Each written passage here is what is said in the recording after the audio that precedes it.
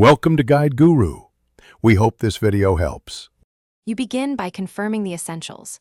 Check your OS build, available RAM, and CPU against Fortnite minimums. This matters because mismatched firmware or memory causes that error.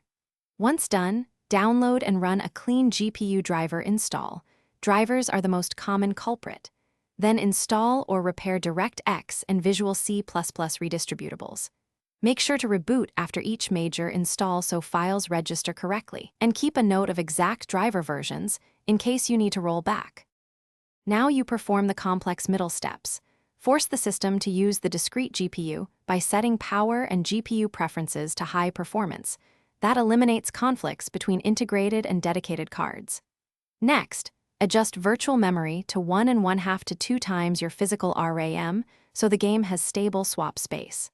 If applicable, disable the integrated GPU in BIOS to prevent driver conflicts. Make sure to save BIOS changes and reboot. Without restarting, settings may not take effect and the error can persist. Finish by verifying game files in the Epic launcher to repair corruption. This fixes missing or damaged system checks. Then run Fortnite as administrator and temporarily disable overlays, antivirus, or recording tools because they can block hardware calls. If you still see the system requirements failure, try rolling back to a prior stable GPU driver.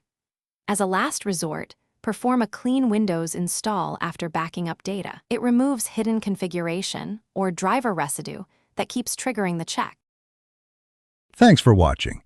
Consider subscribing if we helped you today.